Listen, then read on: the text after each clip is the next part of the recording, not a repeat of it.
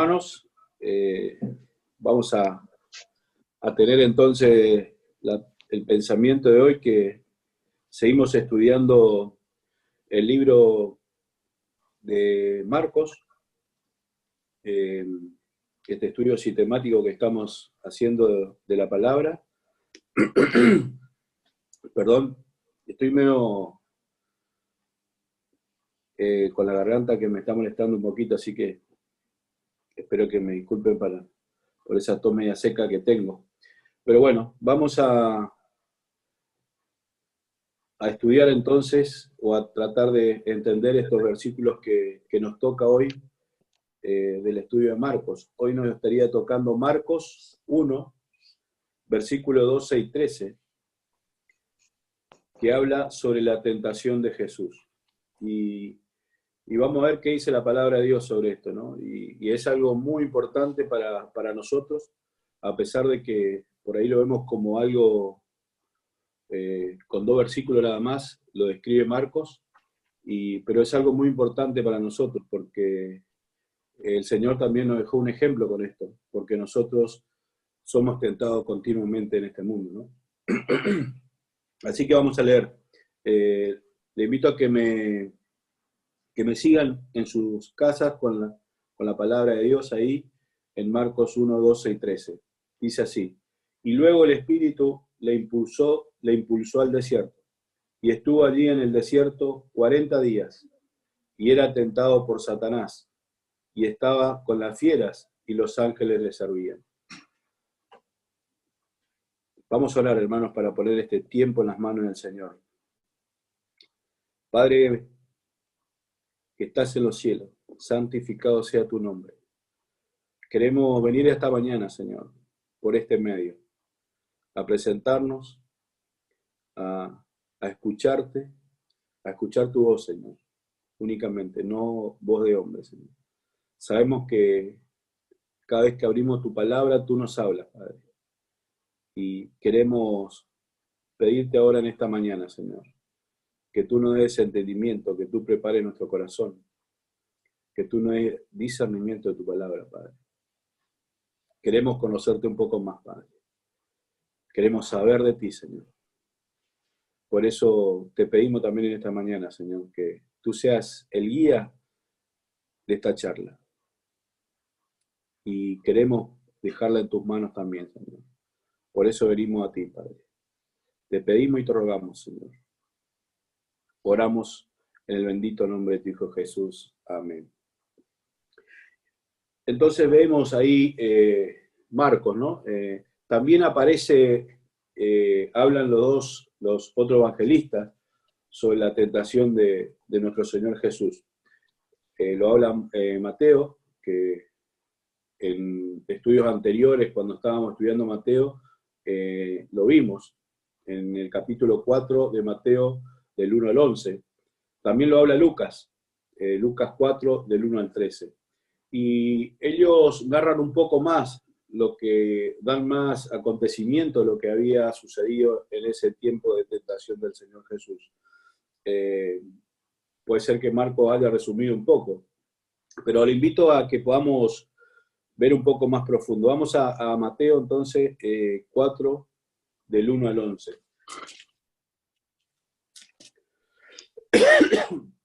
Perdón.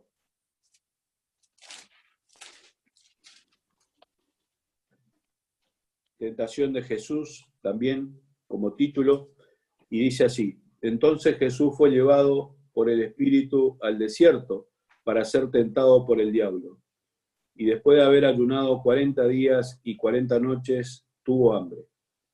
Y vino a él el tentador, y le dijo: si eres hijo de Dios, di que estas piedras se conviertan en pan. Él respondiendo y dijo: escrito está, no solo de pan vivirá el hombre, sino de toda palabra que sale de la boca de Dios.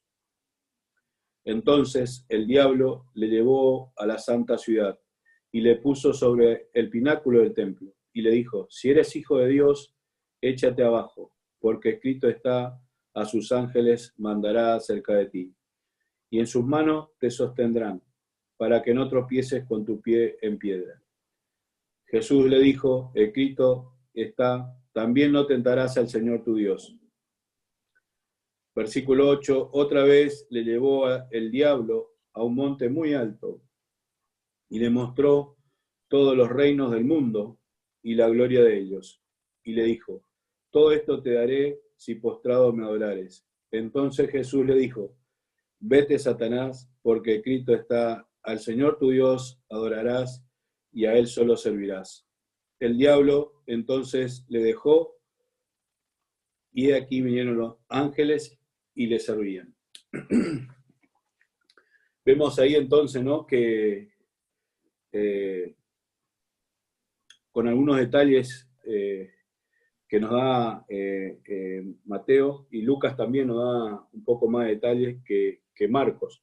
Pero acá para resaltar en el estudio, en Marcos, la palabra clave de todo el libro de Marcos es inmediatamente. Es una palabra que se va a ir pronunciando a medida que vamos a ir estudiando el libro de Marcos. Entonces la palabra clave para Marcos es inmediatamente. Y vemos, ¿no?, el suceso. Aparece un suceso y inmediatamente otro. Domingos anteriores veníamos viendo la predicación de Juan el Bautista, el bautismo de Jesús, y ahora rápidamente, inmediatamente, ¿qué pasa? La tentación del Señor Jesús. Vemos que este mismo Espíritu bueno que descendió sobre él, sobre el Señor, ¿qué hace? Le impulsó al desierto. Vemos ahí la inmediatez con que del relato del bautismo de Jesús pasó a su tentación en el desierto, ¿no? Y acá Marcos enfatiza el impulso, el control de la acción por parte del Espíritu, que fue guiando al Señor Jesús. También advierte a los lectores, a nosotros, que vemos que se produce un cambio de escena, ¿no? Jesús ahora ya es llevado al desierto, del Jordán pasa al desierto. Muchas veces pensamos, ¿no? Y por lo menos a mí me pasó, por ahí para los hermanos que están por bautizarse, ¿no? Pero generalmente el enemigo ataca, ¿no? Y nos tiende más trampa, nos quiere tentar más, tanto en los días previos al bautismo como en los días posteriores, ¿no? Pensando que el enemigo no quiere que tengamos una relación con Dios. Y esto para los hermanos que están por hacer el curso de membresía, por bautizarse, saber que esto es muy posible que lo suceda, ¿no? Pero también al Señor Jesús le sucedió y está bueno que sepan cómo responder, ¿no? Obviamente Jesús es Dios, pero nos da algunas pautas, algunos ejemplos de cómo sobrellevar la tentación, ¿no? Y vamos a ser tentados. Nosotros continuamente en este mundo estamos siendo tentados. El enemigo constantemente quiere romper esa relación que tenemos con Dios, ¿no? Y usa mucho la tentación. Los jóvenes, los adolescentes, todos estamos siendo bombardeados con tentaciones, ¿no? Vemos la expresión de Marcos que escribe entonces también, podemos decir de esos dos versículos, la fuerza, ¿no? La fuerza con que el Espíritu impulsa a Jesús al desierto. Y ahí corresponde más a una descripción del Antiguo Testamento, ¿no? Y lo podemos ver en Miqueas 3:8. Vamos a ir a ver entonces la palabra de Dios, Miqueas 3:8. Vamos a ver la fuente de poder del Espíritu Santo, ¿no? Miqueas 3:8.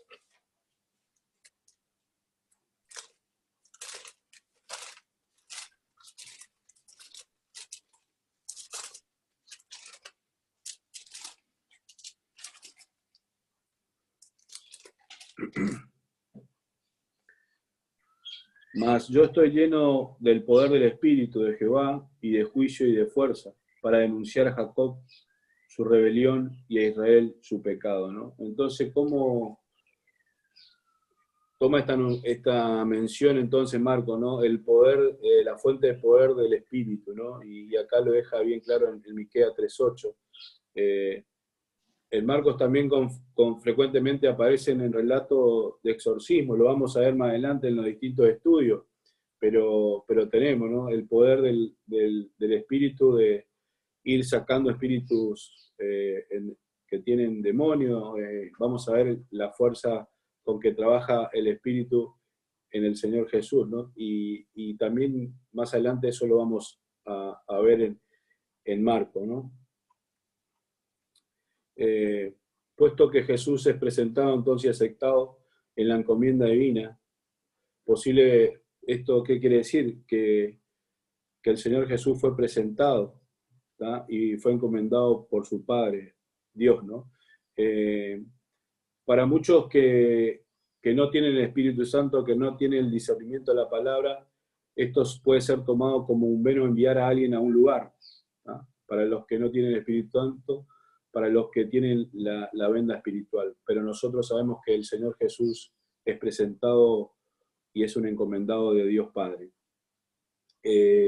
Posiblemente acá el autor Marcos, Juan de Marcos, también pretende enfatizar el carácter, ¿no?, irresistible del llamamiento de Dios por su Espíritu. Después vemos ahí para nosotros, ¿no?, ¿qué podemos levantar de este versículo, ¿no? Y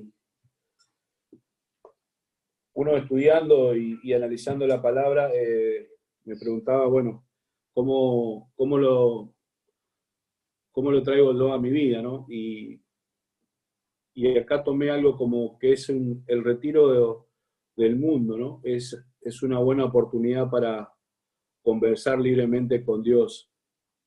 Y si analizamos la situación en que estamos viviendo hoy, estamos siendo retirados del mundo, ¿tá? Estamos en un tiempo de cuarentena, estamos siendo apartados. Posiblemente no estemos en un desierto donde estuvo el Señor Jesús, que fue apartado, ¿tá? Pero nosotros hoy estamos siendo retirados del mundo y hermano, es una buena oportunidad para empezar a conversar más libremente con el Señor, con Dios, ¿no? Es como que tenemos menos excusas, ¿tá? Tenemos mucho más tiempo, ¿tá? Usemos ese tiempo y apartémonos para hablar más libremente con el Señor. Y es conveniente practicarlo algunas veces esto, hermano. Ahora estamos en fuerza mayor, pero también lo podemos hacer. Por algo tenemos retiro de iglesia, retiro de adolescentes, de jóvenes, de mujeres, de hombres. ¿Por qué? Porque hace bien tener ese retiro. Y si nosotros esto lo llevamos al día a día, tener un tiempo ahí de retiro apartado para el Señor, para hablar libremente, cuando arranca nuestro día, cuando termina nuestro día. Cada uno sabe el tiempo que tiene, ¿no? Pero retirarnos para hablar libremente con el Señor, ¿no?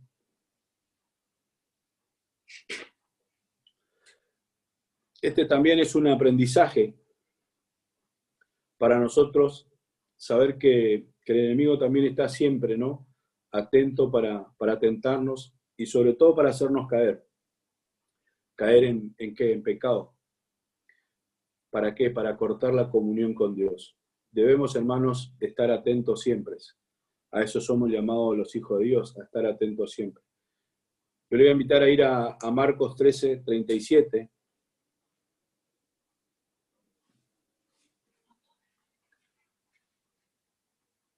Dice Marcos 13:37, lo que le digo a ustedes, se lo digo a todos, manténgase despiertos. Y a eso somos llamados, ¿no? A mantenernos despiertos, ¿tá? Porque el enemigo, como dice también, anda tratando de devorarnos, ¿no? Entonces somos llamados, hermanos, a mantenernos despiertos.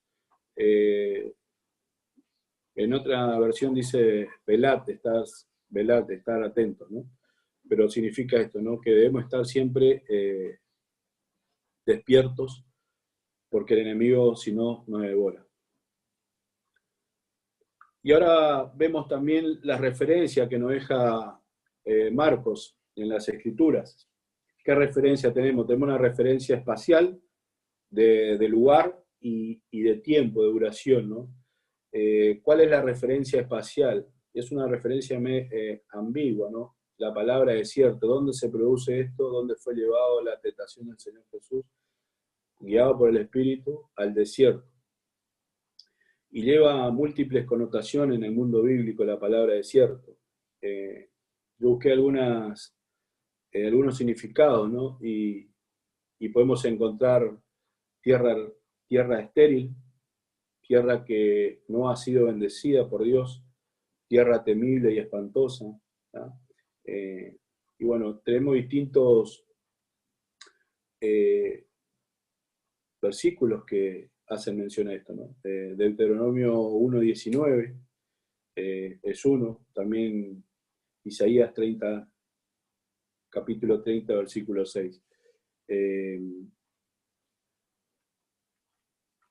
También tenemos, vamos a leer Deuteronomio 1:19 para...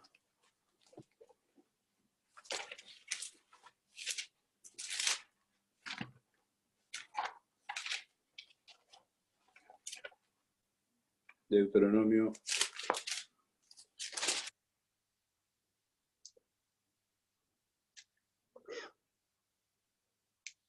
Y salidos de Horeb, anduvimos todo aquel grande y terrible desierto que habéis visto por el camino del monte del Amorreo, como Jehová nuestro Dios nos lo mandó, y llegamos hasta Cades de Barnea. Y así también tenemos varios versículos que hablan, ¿no? Que hacen mención del desierto, ¿tá? Y de lo que es, ¿no? Una tierra estéril, una tierra que no ha sido bendecida por Dios, y podemos llegar a decir que es una tierra temible y espantosa, ¿no? Y también tenemos la siguiente referencia de la palabra desierto, que fueron en épocas de privilegio, en que Israel nace como pueblo al calor de esta elección divina, ¿no? Que el pueblo de Israel fue elegido como el pueblo de Dios, y como Dios como guía alcanza la tierra prometida, ¿no? Y esto lo vemos en Éxodo 3:18, Deuteronomio 8:2 y 8:15 al 18. Vamos a leer también Deuteronomio.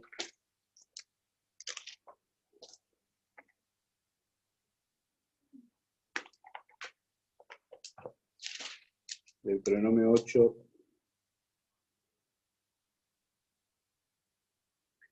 8:15. ¿Qué te hizo caminar por un lleno de serpiente? Perdón, ¿qué te hizo caminar por un desierto grande y espantoso, lleno de serpientes ardientes y de escorpiones, y de sed donde no había agua? Él te sacó agua de la roca del pedernal, que te sustentó con maná en el desierto, comida que tus padres no habían conocido, afligiéndote, aprobándote para a la postre hacer bien. Y digas en tu corazón, mi poder y la fuerza de mi mano me han traído esta riqueza. Si no, acuérdate de Jehová tu Dios, porque Él te ha dado el poder para hacer las riquezas, a fin de confirmar su pacto que juró a tus padres como en este día, ¿no? Y vemos también, ¿no?, que te sustentó como maná en el desierto, comida que tus padres no habían conocido, y afligiéndote, aprobándote para el postero hacer el bien, ¿no? También habla la Biblia de épocas de amor e infidelidad entre el pueblo de Dios, el pueblo Israel, el pueblo de Dios, el pueblo escogido, ¿no? Pero la palabra desierto también revela, así tanto como en el Antiguo Testamento como en el Nuevo Testamento, como señales de salvación, ¿no? Como que al pronunciar la palabra desierto nuevamente aparece la salvación en las Escrituras, ¿no? Y esto lo marca claramente Isaías, en Isaías 35:1, y también Isaías 32:15. Vamos a Isaías 35:1, perdón.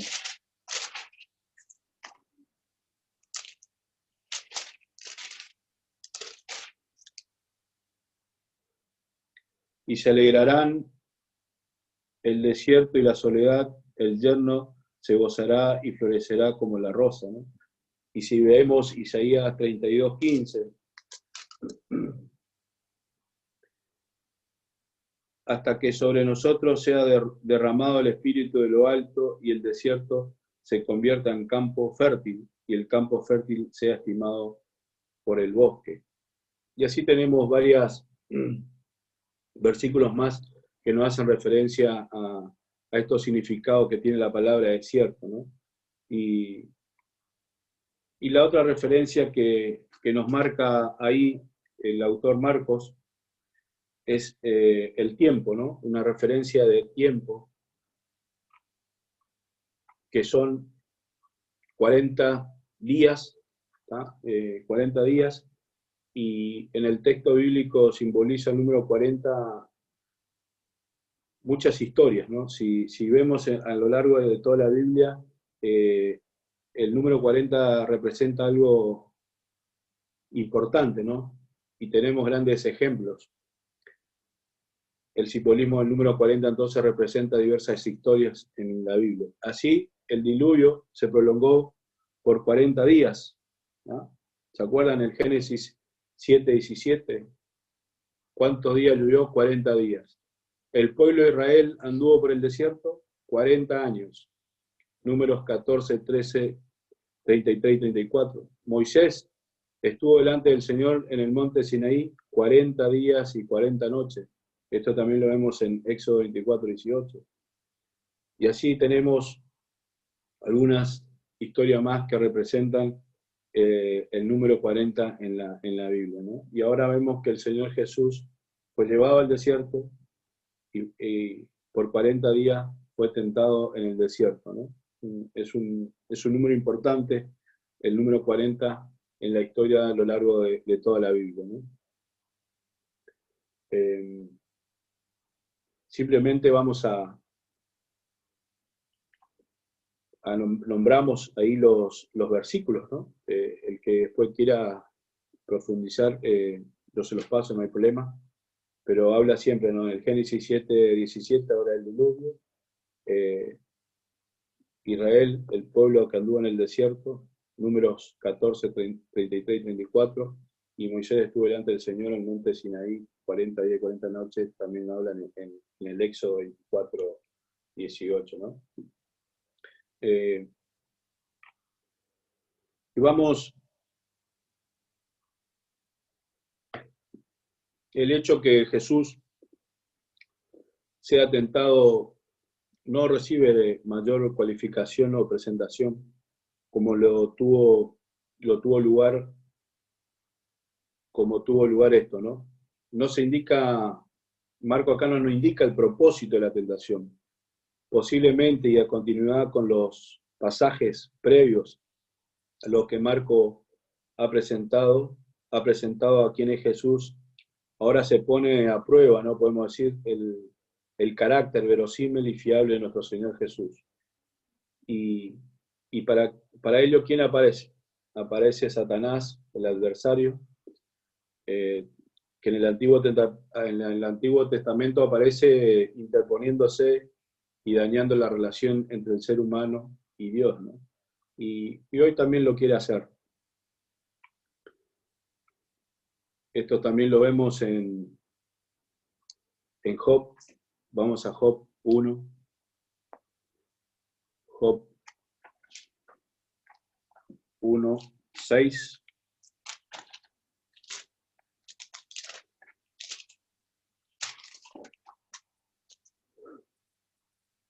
Un día vinieron a presentarse delante de Jehová los hijos de Dios, entre los cuales vino también Satanás.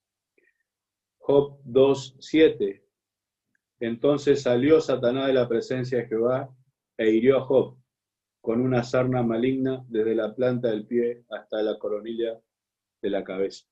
Y vemos que entonces desde el Antiguo Testamento el enemigo quiere cortar esta relación de Dios con el hombre, ¿no? O del hombre con Dios. También podemos levantar de este estudio que es el primer encuentro entre Satanás y Jesús, en el que queda reflejado el antagonismo, ¿no?, entre los dos y el conflicto entre las dos realidades, y que cada una representa, ¿no? Queda bien claro qué representa uno y qué representa el otro, ¿no? Nos queda bien claro, o nos debería quedar bien claro. La pretensión de apartar a Jesús del propósito al que Dios le envió había fracasado por parte de Satanás.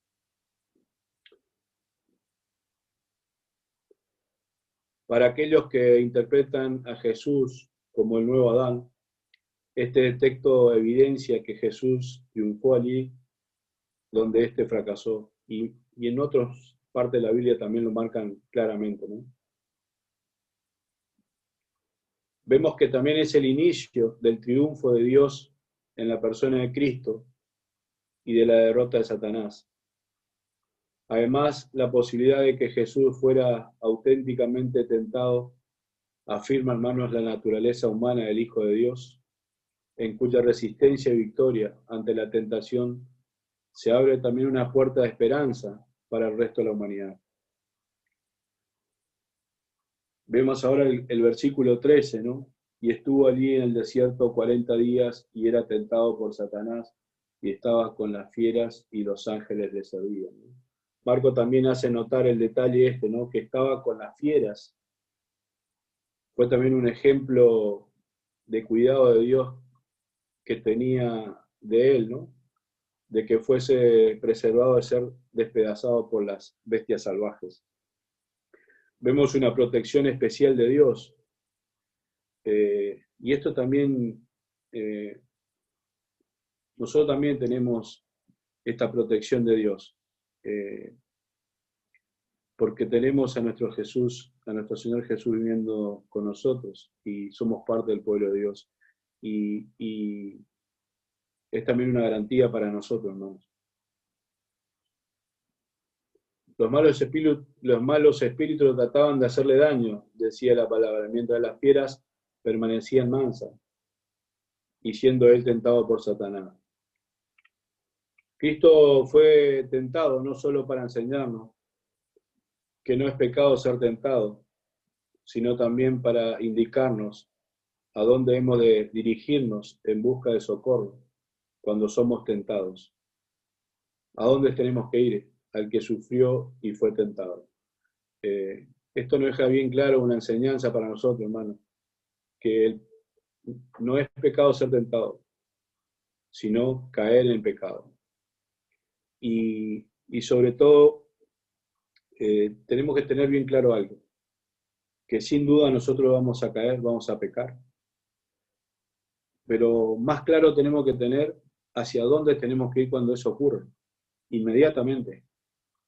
Pecar vamos a pecar, hermanos. Pero tenemos que tener más claro que el pecado, hacia dónde tenemos que ir cuando eso ocurre. Buscando ayuda, buscando socorro, inmediatamente a nuestro Señor Jesús. ¿Por qué? Porque Él fue tentado, pero no cometió pecado. Vamos a Hebreos 2:18, que nos deja bien claro hacia dónde tenemos que ir en busca de ayuda, de socorro.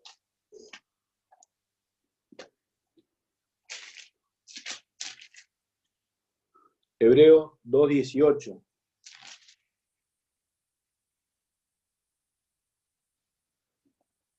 Pues en cuanto él mismo padeció siendo tentado, es poderoso para socorrer a los que son tentados. Impresionante promesa tenemos, hermano. Hebreos 4:15-16. Porque no tenemos un sumo sacerdote que no pueda compadecerse de nuestras debilidades, sino uno que fue tentado en todo según nuestra semejanza, pero sin pecado. Acerquémonos, pues, confiadamente al trono de la gracia, para alcanzar misericordia y hallar gracia para el oportuno socorro.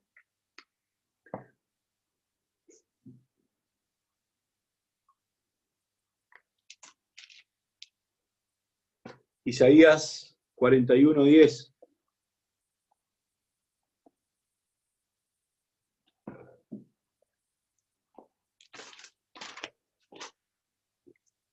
Isaías 41:10.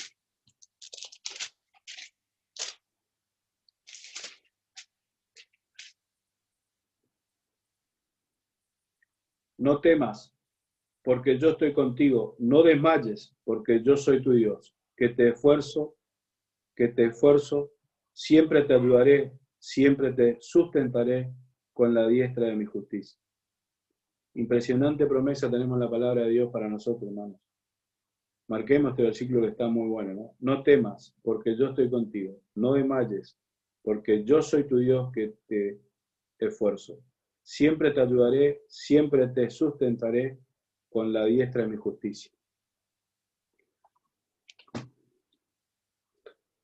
Pero como decíamos ahí, ir en busca de ayuda, de socorro a nuestro Señor Jesús, que fue tentado como nosotros, pero sin pecado.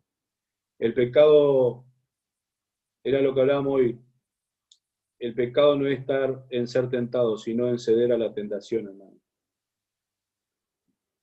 Como muy bien se ha dicho, no puedes impedir que un pájaro revoletee en tu entorno de tu cabeza, pero sí puedes impedir que haga su nido en tu cabello.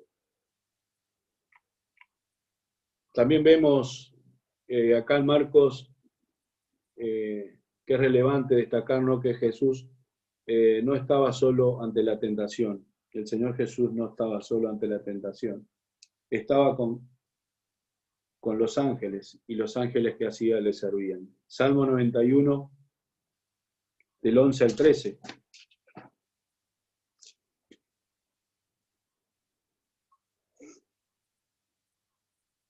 Pues sus ángeles mandará acerca de ti, que te guarden en todos tus caminos, en las manos te llevarán, para que tu pie no te tropiece en piedra. Sobre el león y el aspid pisarás, hollarás al cachorro del león y el dragón, ¿no? Y entonces vemos que el Señor Jesús no estaba solo, ¿no? Estaba en compañía de los ángeles que le servían al Señor Jesús en este enfrentamiento con Satanás. Y esta promesa también es para nosotros hoy, hermano. Nosotros no estamos solos. Los que tenemos al Señor Jesús en nuestro corazón, a través de la persona del Espíritu Santo, no estamos solos. Tenemos esa cobertura y esa promesa del Señor, que no estamos solos. También vamos a Mateo 4, 6, que también ahí veíamos hoy cuando leíamos, ¿no? En Mateo, dice Mateo 4, 6. Y le dijo, si eres hijo de Dios, échate abajo, porque Cristo está, a tus ángeles mandará acerca de ti, y en sus manos te sostendrán, para que no tropieces con tu pie en piedra. Hasta el mismo Satanás conoce las Escrituras, ¿no? Pero las usa mal. Pero nosotros tenemos esa cobertura de los ángeles, ¿no? Los que tenemos a nuestro Señor en nuestras vidas, en nuestro corazón. Entonces vemos acá que los ángeles sirven al Señor Jesús también en la tentación. También esto habla en Lucas 4:10. Vamos a Lucas 4:10. Porque escrito está, a sus ángeles mandará acerca de ti que te guarden, y en las manos te sostendrán, para que no tropieces con tu pie en piedra. Y esa promesa también tenemos para nosotros, hermano. Los ángeles entonces sirven a Jesús en su enfrentamiento con Satanás. Esto vemos una similitud con la historia de Elías en el desierto, que durante su cuarentena, sus 40 días, allí fue sustentado con alimento y bebida, ¿no? Esto lo levantamos en 1 Reyes 19:4 al 8. Vamos a 1 Reyes entonces.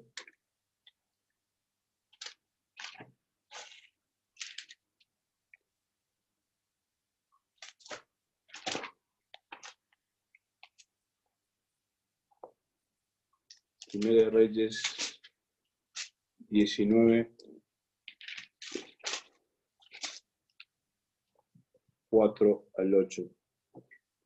Y él se fue por el desierto un día de camino, y vino y se sentó debajo de un enebro, y deseando morirse, dijo, basta ya, oh Jehová, quítame la vida, pues no soy yo mejor que mis padres.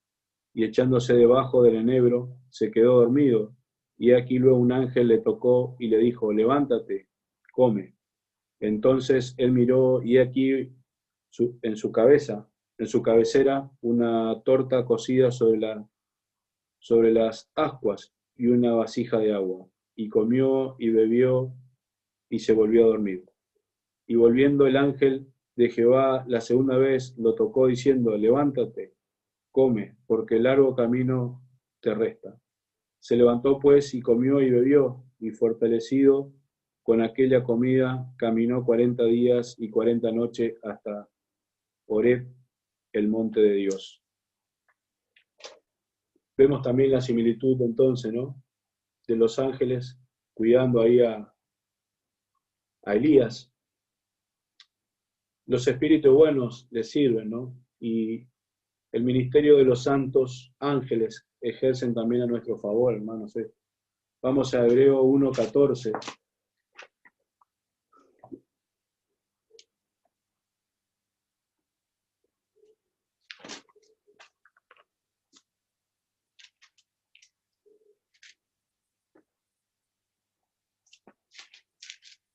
Hebreo 1:14.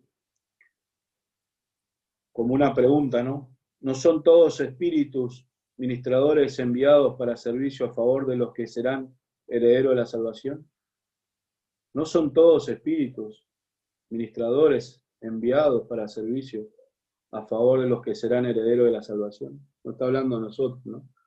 Es motivo de gran consuelo, hermanos, frente a los malvados designios de los espíritus malignos en contra de nosotros. Tenemos promesa, hermanos, que los ángeles nos protegen y nos cuidan. Está en nosotros saber a dónde tenemos que recurrir, ir en busca de esa ayuda idónea. ¿Y quién más que nuestro Señor Jesús, el que fue tentado, pero no cayó en pecado? Y vamos al último versículo, ahí en Hebreos 6, 17 y 18. Por lo cual, queriendo Dios mostrar más abundantemente a los herederos de la promesa la inmutabilidad de su consejo, interpuso juramento, para que por dos cosas inmutables en las cuales es imposible que Dios mienta, tengamos un fortísimo consuelo, los que hemos acudido para asirnos de la esperanza puesta delante de nosotros. Impresionante, hermanos, la palabra de Dios y la promesa que tenemos. Dios te bendiga grandemente en este día y en esta semana que estamos comenzando. Sin duda vamos a ser tentados continuamente. Vamos a caer, vamos a cometer pecados, sí. Pero lo que tenemos que tener bien claro es hacia dónde tenemos que ir inmediatamente, a pedir perdón, a restablecer nuestra relación. Es a Cristo. Él va a interceder por nosotros. Él sabe cómo hacerlo. Que el Señor te dé la fuerza, la sabiduría de cómo hacerlo. Y bueno, como dice también en su palabra, no nos dio espíritu de cobardía, sino espíritu de valentía. Y tenemos que ser valientes, no tenemos que tener miedo, hermano. ¿Vamos a pecar? Sí, vamos a pecar. Pero inmediatamente vayamos a los pies de Cristo a pedirle perdón y restablecer rápidamente esa relación. Y todos tenemos debilidades, todos tenemos tentaciones, sabemos cuáles son. Tenemos que inmediatamente ir a Él y decirle, Señor, yo con esto no puedo, ayúdame. Mi debilidad está acá, no sé cómo hacer, no sé cómo responder, ayúdame. Y ahí es donde tenemos que inmediatamente acudir a nuestro Señor Jesús, que Él está siempre esperándonos, ¿no? Abiertamente. Y que eso tampoco no nos quite las ganas del servicio, hermanos. El Señor quiere que nosotros, como dice su palabra también, ¿no? Que pongamos las manos en el arado y no miremos para atrás, sino que miremos para adelante. Que el Señor, que el diablo no quiera ponernos ideas, tentaciones en la cabeza que sabemos que no deben estar en nuestras vidas. Cuando aparezca estas situaciones, acordémonos del Señor Jesús, acordémonos de su palabra, qué dice, cómo salgo de acá. Cometí error, sí, cometí error. Pero rápidamente busco restablecer mi relación con Dios. No debo tener vergüenza, porque el Señor nos pide que rápidamente volvamos a Él, que rápidamente nos pongamos en acción.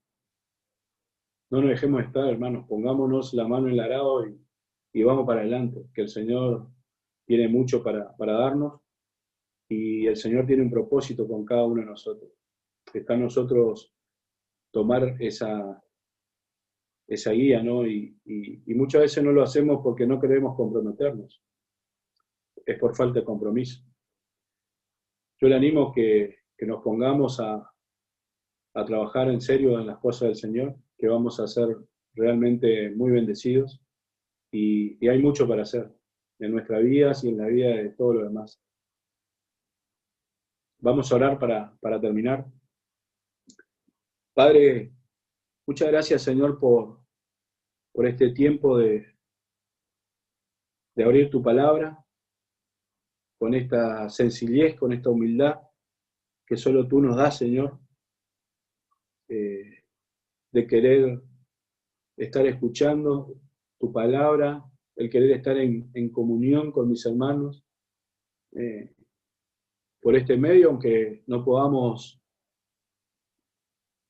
estar presentes, Señor, en la iglesia, en el lugar físico, Padre, pero estamos por este medio y lo sentimos, Señor. Pero sabemos que,